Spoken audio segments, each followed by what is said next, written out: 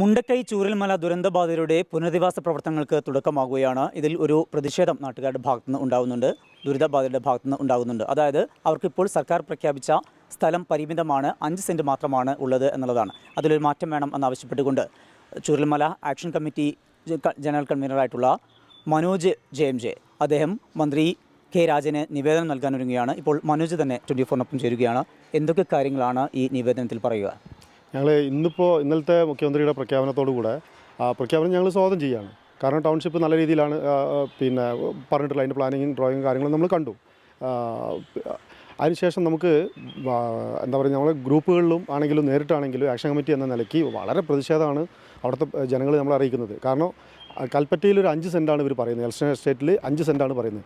5 cent എന്നത് ഒരു പരിമിതമായൊരു സ്ഥലമാണ്. കാരണം 5 സെൻറ്റിൽ ഒരിക്കലും ഒരു 1000 സ്ക്വയർ ഫീറ്റ് വീടുകൾ വന്നു കഴിഞ്ഞാൽ ബാക്കി പരിമിതമായ സ്ഥലമേ ഉള്ളൂ. ചുറ്റുവട്ടത്ത് ചെറിയ സ്ഥലം. ഞങ്ങൾ 15 സെൻറ്റിലും 25 സെൻറ്റിലും 50 സെൻറ്റ് വരെ വീടുള്ള ആളുകളായിരുന്നു. പൂർണ്ണമായിട്ട് ആ സ്ഥലം ഉൾപ്പെടെ ഇനി ഉപയോഗിക്കാൻ പറ്റാത്ത രീതിയിലാണ് ആ സ്ഥലങ്ങളുള്ളത്. ദുരന്തം വന്ന് ഒഴുകിപ്പോയ സ്ഥലങ്ങളിൽ മറ്റു പ്രദേശത്ത് വാസയോഗ്യമല്ലാത്ത വീടുകൾ അവിടെ ഭൂമിയുണ്ട്.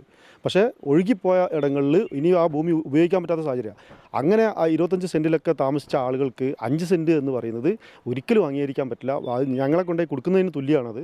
ആ ഒരു തീരുമാനം സർക്കാർ മാറ്റണം. ടൗൺഷിപ്പുമായിട്ട് ബന്ധപ്പെട്ടിട്ട് കൽപ്പറ്റ ടൗണിനോട് ചേർന്നിട്ടുള്ള സ്ഥലമാണ് എൽസ്റ്റൺ എസ്റ്റേറ്റ്.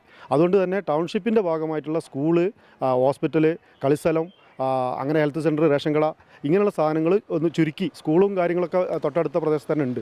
അതെല്ലാം ചുരുക്കിക്കൊണ്ട് ഈ വീടിനുള്ള സ്ഥലം 5 സെൻറ്റ് എന്നുള്ളത് 10 സെൻറ്റ്, മിനിമം 10 സെൻറ്റിലേക്കെങ്കിലും കൊണ്ടുവരണമെന്നാണ് ഞങ്ങൾക്ക് ആവശ്യപ്പെടാനുള്ളത്. ഇതുമായിട്ട് ബന്ധപ്പെട്ട് ഇന്ന് മന്ത്രിനെ കാണാൻ ഞങ്ങൾ ശ്രമിക്കുന്നുണ്ട്. മന്ത്രിക്ക് നിവേദനം കൊടുക്കും. പ്രധാനമായിട്ടും ഞങ്ങളുടെ ഈ ഭൂമി പ്രശ്നമാണ് നമ്മൾ പറയാൻ ഉദ്ദേശിക്കുന്നത്.